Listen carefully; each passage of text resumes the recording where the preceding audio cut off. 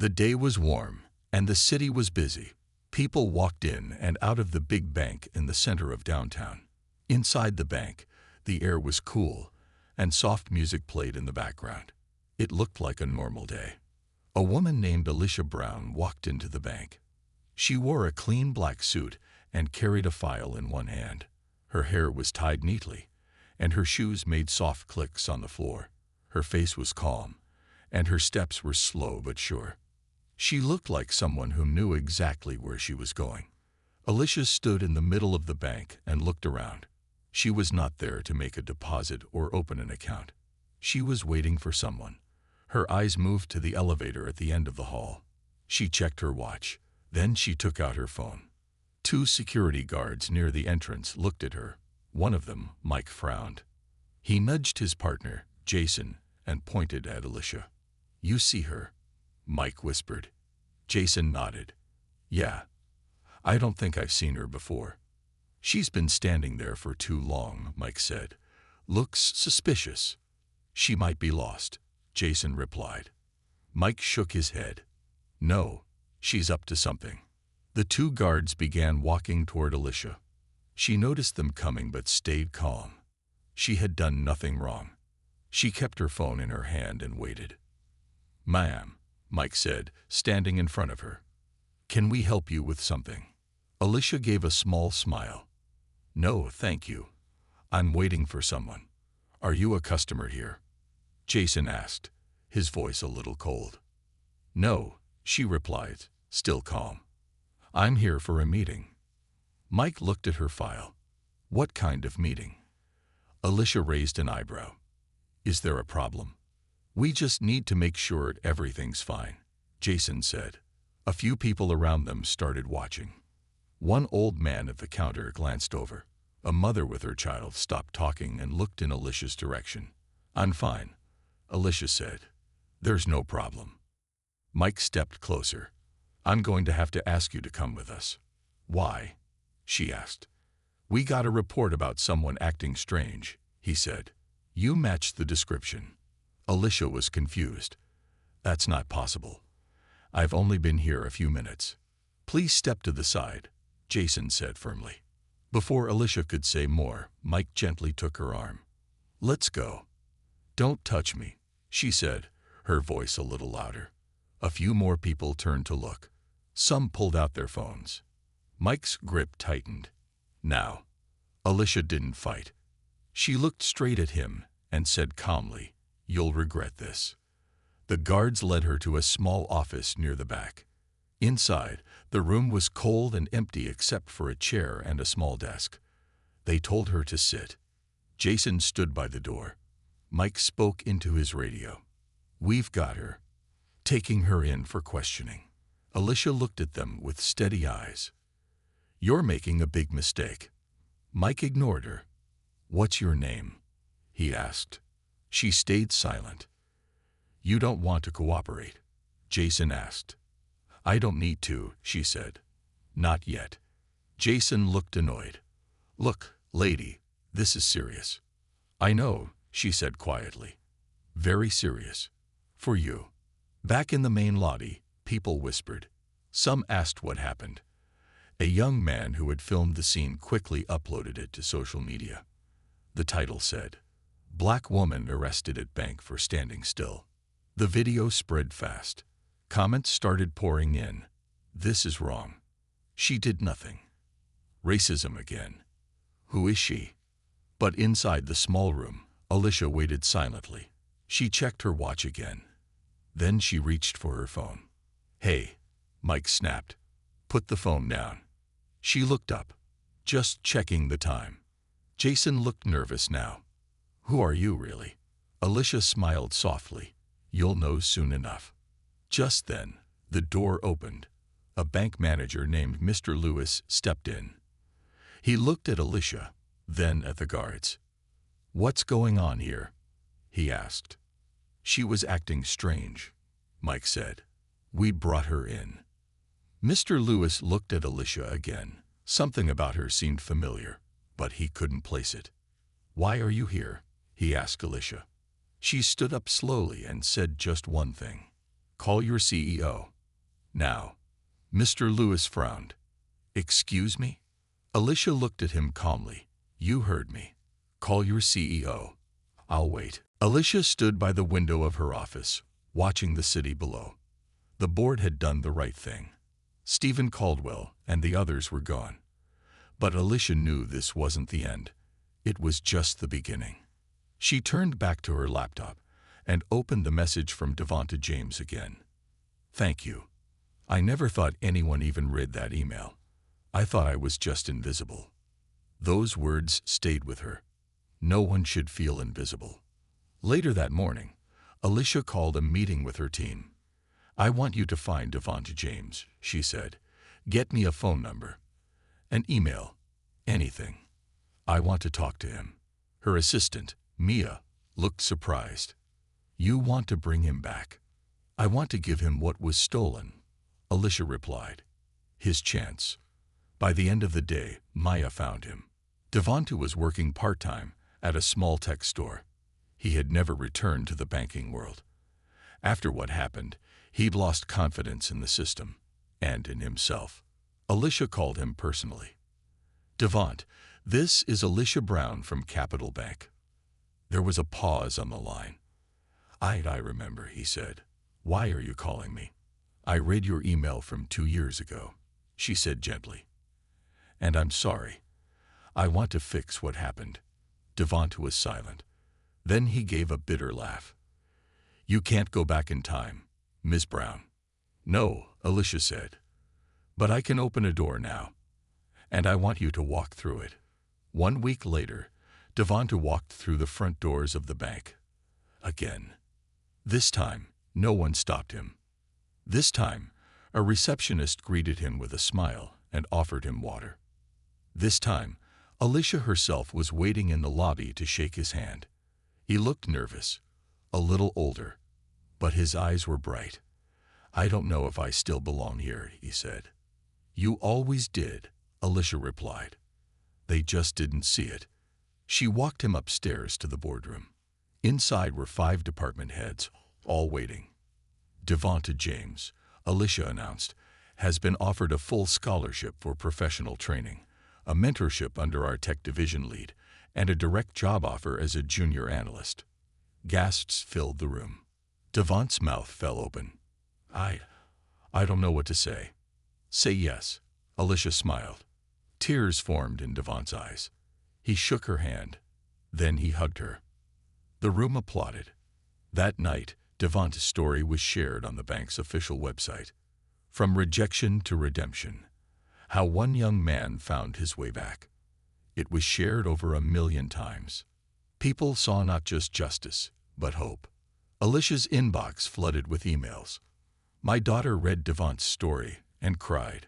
She says she wants to work in finance now. Thank you for seeing him, for giving someone like me hope. This is the leadership we need in America. But the most touching message came from Devonta's mother. She called Alicia personally. Ms. Brown, she said, voice shaking, thank you for giving my boy back his dream. You didn't have to do this, but you did. Alicia felt her chest tighten. He earned it. I just made sure someone finally saw him. The woman sobbed softly. Bless you. Bless you. Alicia sat alone in her office that evening. The lights outside twinkled in the dark. She thought about everything. The arrest, the humiliation, the hidden emails, the fights, the risks. And then she thought of Devonta's smile. It was worth it. Because she hadn't just changed a company. She was changing lives. The air inside the bank changed. People started whispering. Customers looked around, confused and curious. Some had seen what happened. Others only saw the guards taking a black woman into a back room. No one knew the full story, but something felt wrong. The young man who recorded the video, Tyrell, stood near the corner with his phone still in hand. His hands were shaking. He looked at the screen. The video was already getting likes and comments. He didn't know who the woman was, but something about the way she spoke, so calm, so confident, told him she wasn't just some stranger. She said they'll regret it. Tyrell whispered to himself. She didn't even yell. A woman standing near him spoke up. Did you see what happened? Tyrell nodded. Yeah, she was just standing there. They treated her like a criminal for no reason. More people started talking. Some checked their phones and found the video. The views were climbing fast. Within minutes, dozens of people outside the bank were watching the same video Tyrell had filmed just moments ago. Inside the back office, Alicia sat in silence. She didn't move. She didn't panic. She didn't argue. Mike the guard kept pacing back and forth. Jason leaned against the wall, arms crossed, watching her carefully. You should just tell us who you are, Mike said again. Alicia smiled politely. You'll find out soon. Outside the room, Mr. Lewis, the bank manager, was nervous. He walked quickly to his office and picked up the phone. Get me Mr. Carter, he said to his assistant. Right now, we may have a problem. Back in the main area, the whispers turned into quiet discussions. I think they arrested her because she's black, someone said. That's disgusting, a woman replied. She wasn't doing anything wrong. An older man in a brown jacket stepped forward. I saw the whole thing. She was just checking her phone and waiting. She didn't even talk to anyone. A teller behind the counter looked uncomfortable. This is going to be bad, she whispered to her coworker. Outside the bank, reporters were already starting to show up. Someone had tagged a local news station in the video. A small crowd began forming near the entrance. People held up their phones, waiting for something to happen. Inside, Alicia's phone buzzed. She slowly took it out of her bag and looked at the screen. It was a message from her assistant. They know. Mr. Carter is on his way. Alicia placed the phone back in her bag and looked up at Mike. Looks like your time is almost up, she said calmly. Mike frowned. What are you talking about? She stood up slowly. I think it's time I went to see the CEO. Jason moved to block her. You're not going anywhere. A knock came at the door. Then it opened. Mr. Lewis entered again, his face pale, eyes wide. Let her go, he said quickly. What? Mike asked. But I said, let her go. Mr. Lewis barked. The CEO is coming down. Right now, you made a mistake. Alicia stepped past the guards and smiled politely at Mr. Lewis. Thank you. I'll go meet him upstairs. Mr. Lewis looked embarrassed. Please forgive this. We didn't know. Alicia didn't respond. She walked slowly through the hallway, straight toward the elevator.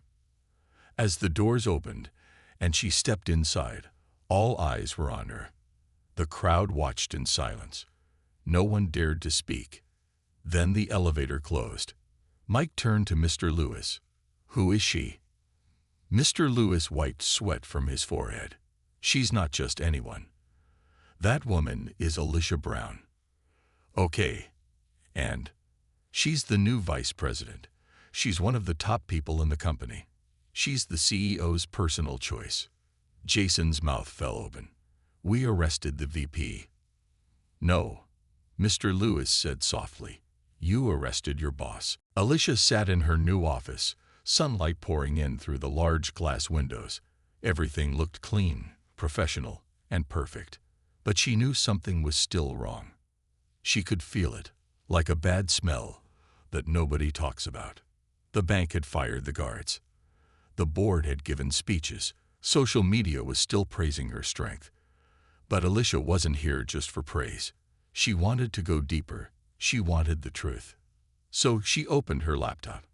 Her team had given her access to all internal complaints and emails related to discrimination over the last 5 years. She had a new department to build, and she needed to know how deep the problem really was. As she began reading, her face slowly changed. One email read, client complained about being followed by security, said it was because of his race. Manager closed the case without action. Another one, teller refused to cash check for Latino woman, said her ID looked fake. No report filed. And then, employee said she was called a racial slur in the break room.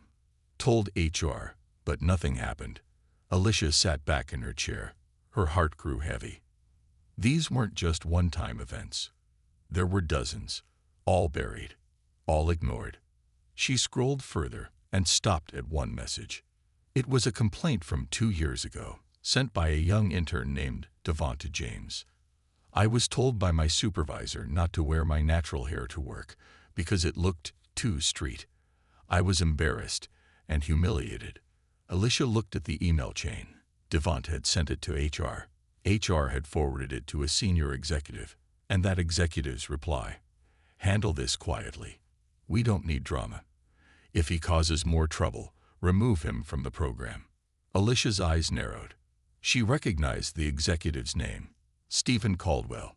Stephen was still working there, one of the top 5 leaders in the company. She stood up and walked out of her office. Down the hall, past the nervous glances, past the whispers. She didn't care. She reached Stephen's office and knocked once, then entered without waiting. Stephen looked up from his desk, surprised. "Oh, Alicia. Good morning." She didn't smile. She didn't sit. "Did you tell HR to remove Devonta James from the intern program?" she asked. Stephen's smile faded. I don't remember. That was years ago. I have the email." He leaned back. "Look, Alicia, back then things were handled differently. It wasn't personal." She stepped closer. "You ended a young man's future because of his hair. That is personal." Stephen shifted in his chair. "Well, if we're digging up every little thing from the past, we're going to have problems." "No," Alicia said. "We already have problems. I'm just not covering them up." Stephen smirked. "Careful, Alicia. You're new to this level of power. Don't burn bridges you might need." Alicia stared at him. "I don't need bridges built on silence and fear." Then she turned and walked out. Back in her office, Alicia sent a message to the HR team. "Begin full review of all complaints tied to Stephen Caldwell. I want a full report by end of day." She also sent a private message to Devonta James, whose email she had found. She didn't know if it would reach him, but she had to try. That night, Alicia got a reply. Devonta wrote, "Thank you. I never thought anyone even read that email. I thought I was just invisible." She replied, "You're not invisible. You matter. And I'm here now. Things are going to change." The next day, a storm hit the bank, not from outside, but from within. Her report uncovered not just Stephen, but 3 other executives who had ignored or hidden serious racial complaints. Alicia didn't shout. She didn't run to the media. She sat with the board and laid the evidence on the table. "This is your choice," she said. "Stand with truth or keep hiding." After hours of talks and silence, the board voted. Stephen Caldwell and 2 others were removed. Alicia had done what no one before her could. She didn't just survive the system. She started cleaning it. 6 months had passed. The bank that once humiliated Alicia was no longer the same place. Everything had changed, from the guards at the entrance to the way people treated each other inside. Alicia walked through the marble halls, nodding at employees who smiled and greeted her with respect. Her presence was no longer seen as a threat. It was seen as hope. But Alicia knew that change didn't come just from a smile. It came from action. Her office door was always open. Staff from every department, black, white, Hispanic, Asian, came to her when they needed to be heard. And she listened. She had built a new department called Voices First, a team that investigated complaints, protected employees, and held managers accountable. Within weeks, old cases were reopened. Wrongfully fired employees were contacted. Even janitors and security staff were invited to speak freely. A culture of silence was being replaced by a culture of respect. One morning, Alicia was invited to speak at a large press event. The room was filled with CEOs, bankers, students, reporters, and everyday people who had followed her journey online. She stepped up to the podium. Cameras flashed. The room fell silent. She began in a soft voice. 6 months ago, I was handcuffed in the lobby of this very bank for simply trying to cash a check. Murmurs ran through the room. That day, they thought I was a problem, but I wasn't. I was a mirror, a reflection of what was wrong with the system. She looked around the audience. We all say we want fairness, but fairness isn't just saying the words. It's about doing something when things go wrong. She paused, then said, "Today, we're not just running a bank. We're running a movement, a place where everyone, no matter their skin color or background, is treated like a human being." The room exploded in applause. After the event, young women lined up to meet her. One girl, no older than 16, hugged her tightly. "You make me feel like I can do anything," she whispered. Alicia smiled and knelt down. "You can. Never let anyone tell you otherwise." Back at the bank, Devonta James was now leading a small team in the tech department. He still remembered the pain from the past, but now he also had purpose. He often spoke to interns, especially those who felt unsure or out of place. "Don't be afraid to speak up," he told them, because someone like Alicia might be listening. One afternoon, Alicia received a surprise package. Inside was a small gold plaque. It read, "To Alicia Brown, for turning pain into power." From the people. Tears welled in her eyes, not because she wanted awards, but because she knew now, every fight, every moment of humiliation had meant something. She had fired those who abused power. But more importantly, she had hired hope, trained justice, and built something that would last. That evening, Alicia walked out of the bank building for the day. The sun was setting. The cool breeze touched her face. She looked up at the sky, then back at the building. Where once she had been dragged out in handcuffs, now she walked out as a leader. Not just of a company, but of a new era. An era of equality, dignity, and fearless truth. Alicia stood alone in the elevator as it rose to the top floor. Her hands were calm. Her face was peaceful, but inside, her heart beat slowly and heavily. Not with fear, but with quiet anger. She looked at the metal walls of the elevator and saw her reflection. Her dark skin, her steady eyes, her strong shoulders. She had worked hard for years, fought through discrimination, silence, and rejection. And even now, dressed in her finest, she was treated like a stranger, or worse, a threat. She closed her eyes for a moment and whispered to herself, "They think they know who I am." Ding. The elevator doors opened to the executive floor. Bright lights, white marble, expensive paintings. The air even smelled cleaner up there. Alicia stepped out and walked straight to a large corner office at the end of the hall. The sign on the door read, "Mr. William Carter, Chief Executive Officer." She didn't knock. She walked in. Mr. Carter, a tall man in his late 50s with gray hair and a kind face, stood up the second he saw her. "Alicia," he said, rushing forward. "I just got the call. Are you all right?" "I'm fine," she said coldly, "but I think your staff needs serious training." Mr. Carter looked embarrassed. I don't know what to say. I'm so sorry.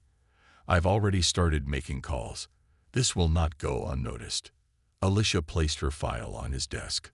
"Before anything else," she said firmly, "I need your full support. Not just words. Actions." Mr. Carter nodded quickly. "You have it. You always have." Alicia took out her phone and opened the video that had now gone viral.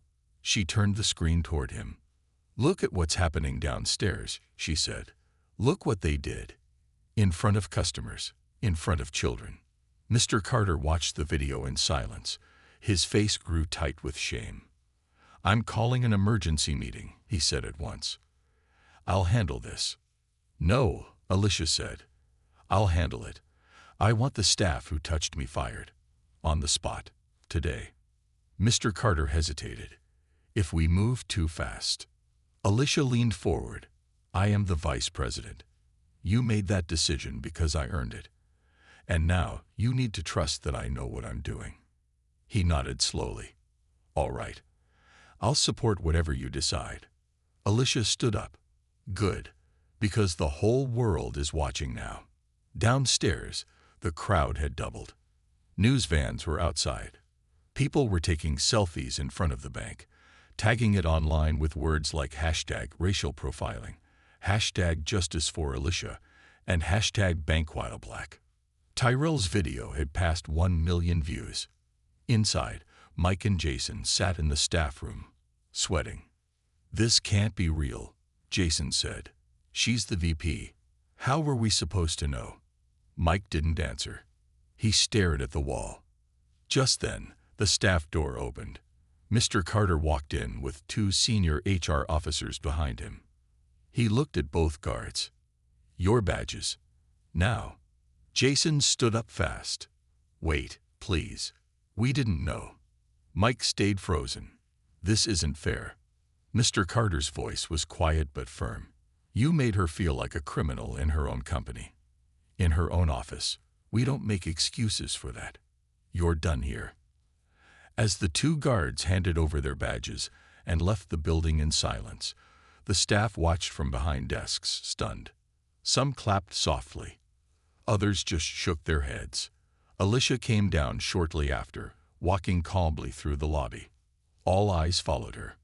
Tyrell stepped forward, holding out his phone. "Miss Brown, I'm the one who posted the video. I just wanted to say thank you for standing strong." Alicia gave him a soft smile. "Thank you for using your voice." People clapped. Some cheered. The moment was quiet, powerful, and clear. Alicia turned to face the cameras outside. She didn't shout. She didn't cry. She simply spoke. "I came here today for a meeting, but what I received was judgment. Not for what I did, but for what I look like. This isn't just my story. This is the story of many people who are treated like they don't belong." She looked directly at the cameras. "But I do belong, and today proves it." The video didn't stop spreading. By the time Alicia left the bank building, her name was already trending on social media. Hashtag Alicia Brown was the top hashtag on 3 different platforms. News anchors repeated the same headline again and again. "Black executive arrested at her own bank." People across the country were shocked. Some were angry. Others were inspired. But everyone was watching. Tyrell sat on the sidewalk near the bank, still holding his phone. His video had now reached over 10 million views. Dozens of people messaged him, asking for updates. He looked up and saw Alicia speaking to reporters, her voice calm but strong. He smiled to himself. "She's not just a VP," he whispered. "She's a force." In a quiet home miles away, a little black girl named Lena sat on the couch with her grandmother. They were watching the news. When Alicia's speech played, Lena leaned forward. "Grandma," she said, "she looks like me." Her grandmother nodded with tears in her eyes. "Yes, baby. And she's brave. Don't ever let anyone tell you you don't belong." Meanwhile, inside the bank's headquarters, tension filled the boardroom. Senior executives sat around the long glass table, avoiding eye contact. The CEO, Mr. Carter, sat at the head. Alicia stood next to him. "This is not just a PR problem," Alicia said. "This is a culture problem." One executive, a tall man with silver glasses, cleared his throat. "We've never had something like this happen before." Alicia turned toward him slowly. "That doesn't mean it wasn't always there. Today, it was just caught on camera." Another woman spoke, trying to stay calm. "But we've issued a statement. We fired the guards. What more do people want?" "They want real change," Alicia answered. "Not just one press release. They want action." "So do I." Mr. Carter nodded. "Alicia is right.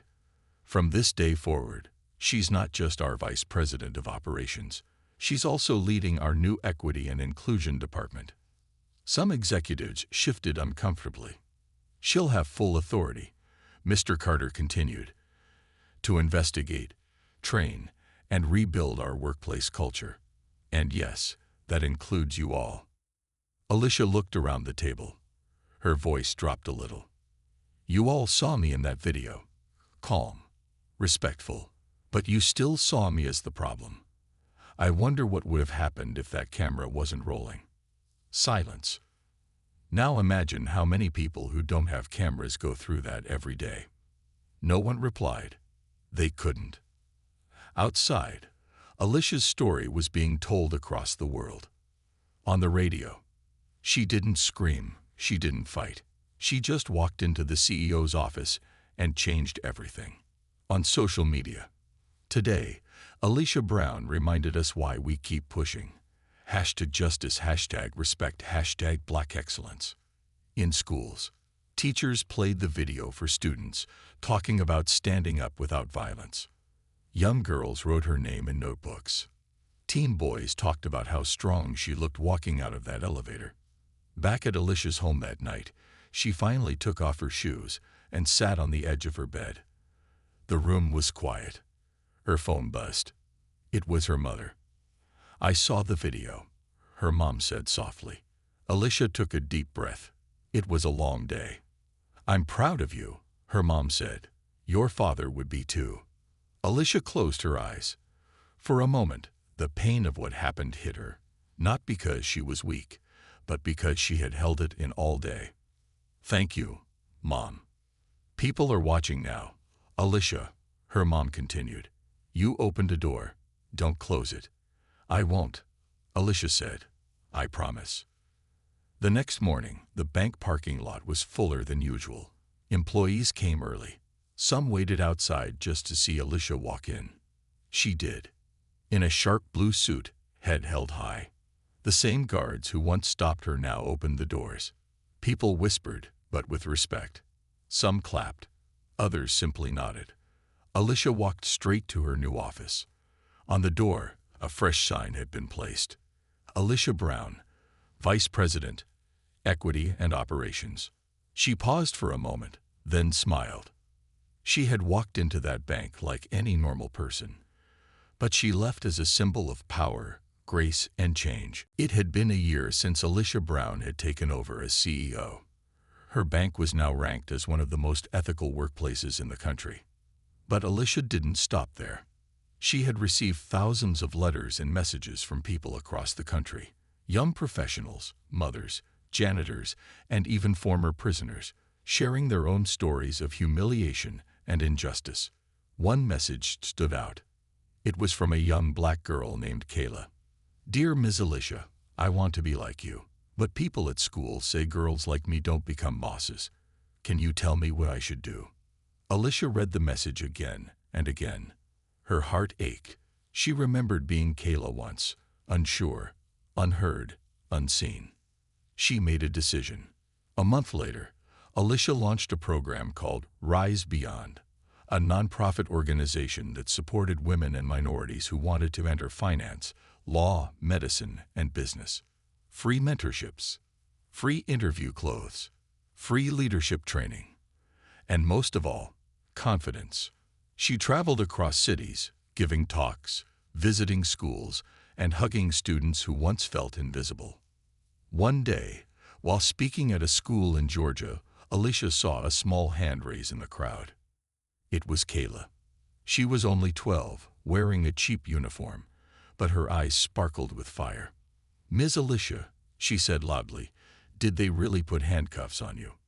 The room went quiet. Alicia nodded slowly. "Yes, they did." "Were you scared?" "I was. But I knew something bigger was waiting. And that something was this moment. Meeting you." Kayla smiled wide. Her eyes filled with tears. "I want to be a CEO too." Alicia walked down from the stage, bent down, and hugged her. "And you will be. And maybe one day, you'll be better than me." Months later, a photo of Alicia and Kayla went viral. It was captioned, "From handcuffs to hope, how one woman is changing the future for girls like her." The world watched as Alicia was invited to the White House, interviewed by major news networks, and named in Time's 100 most influential people. But despite all the attention, she stayed focused on her mission. At her bank, Devonte was now a senior manager. He was leading the company's diversity training across the country. One day, He visited a new branch and saw a security guard stop a young black man at the entrance. Before things escalated, Devon stepped in. "Let me help you," he said, walking the young man through the lobby with respect. Later, he trained that same guard, explaining the pain that comes with bias. The cycle was breaking, not just from the top, but from the inside. Alicia was no longer just a name on an office door. She had become a symbol. Her story taught people that it only takes one voice to challenge power, and one act of courage to change the world. As she looked out the window one evening, watching the city lights blink in the distance, Alicia smiled. She had once been arrested for her skin color. Now her name stood for something far greater: freedom, equality, and unstoppable change.